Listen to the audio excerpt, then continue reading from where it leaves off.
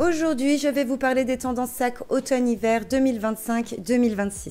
Alors, à l'époque, on avait les hit bags, c'est-à-dire ces sacs très identifiables.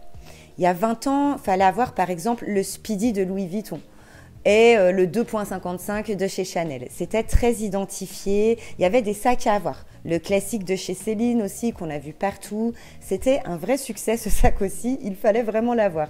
C'était l'époque Logomania. Et alors aujourd'hui, c'est un peu plus complexe parce qu'on recherche de la personnalité. On ne veut plus le même sac que tout le monde a avec le logo apparent. Ce sont des sacs qui ne s'identifient pas. On vient vraiment miser sur les matières, la qualité.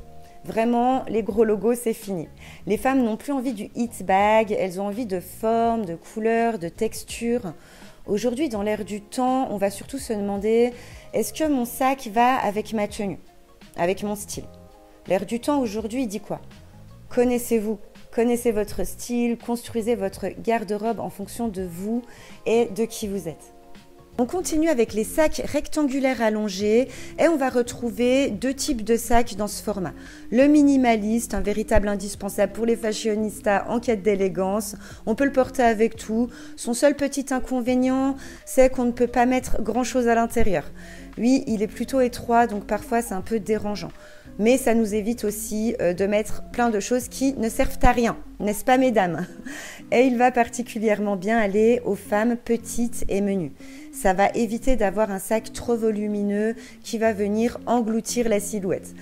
Comme justement le deuxième type de sac comme ça, rectangulaire et allongé, c'est le sac bowling, qui lui justement va être à éviter chez les femmes petites. S'il est trop gros, il va donner vraiment un côté plus masse et il ne faut pas que ça tasse trop. Ensuite, on a des petits sacs format semi-rigide ou rigide qu'on va porter à la main comme ça. Et alors, dites-moi ce que vous en pensez. Il va venir accompagner la silhouette et l'allure dans la démarche. Il va venir suivre nos pas. Ça lui donne d'ailleurs un côté bourgeois, très élégant, madame quoi. On l'aime énormément. Pour une envie de paraître chic, n'hésitez pas, très tendance, il va donner du peps à votre tenue. Par contre, évitez de le perdre dans la masse. Je veux dire, évitez de le porter avec des vêtements trop oversize. Il faut modérer les volumes, il faut que ce soit équilibré. Et puis les sacs 2001, grosse tendance également, on le veut design, on vient jouer avec les formes plutôt minimalistes et plutôt en format oversize, on va chercher l'impact. Attention cela dit aux femmes qui ont une silhouette en A, parce qu'il va venir se poser sur les hanches et ça risque d'accentuer et ce n'est pas ce qu'on veut.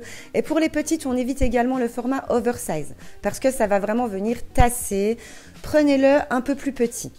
Le sac avec une anse très chic, ça fait un peu années 50, ça vient donner une petite originalité, il est vraiment sympa. Un gros oui pour ce sac aussi. Et cette année, on va énormément retrouver aussi des sacs hyper rigides, hyper durs, structurés. Et ce n'est pas pour me déplaire, moi personnellement, il s'adapte à pas mal de tenues. On peut le porter avec des vêtements un peu plus cool, même un peu plus casual, bohème. Ça viendra adoucir le sac et redonner du caractère à votre tenue. Le sac en daim. Le daim, matière qui revient en force cette saison, qu'on va voir partout, qu'on a vu partout sur les défilés. On va le retrouver dans toutes les formes. Petit, oversize, banane. Il rend tout de suite une tenue élégante. Donc encore un oui pour cette nouvelle tendance, on n'hésite pas. Juste avec le daim, la seule chose, c'est de ne pas oublier de l'imperméabiliser. C'est l'automne, il pleut beaucoup, du moins souvent en cette période. Donc bon, si vous voulez qu'il reste en bon état, on imperméabilise. Le sac en fausse fourrure, alors oui, pourquoi pas. Je ne suis pas particulièrement fan. Enfin, disons que ce n'est pas forcément mon préféré, mais ok. Il est tendance, il apporte une touche cocooning et originale à une tenue. Alors, c'est pas mon préféré, cela dit. J'ai ce modèle que je vous ai présenté dans une autre vidéo pour lequel j'ai un coup de cœur. Mais sinon, j'ai un peu de mal à trouver un modèle qui m'emballe vraiment.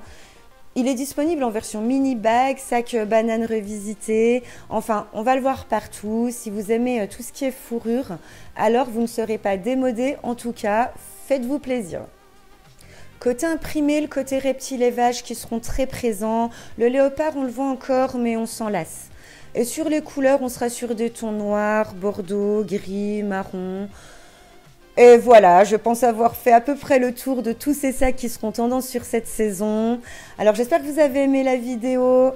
Likez, abonnez-vous et puis on se voit bientôt. Gros bisous.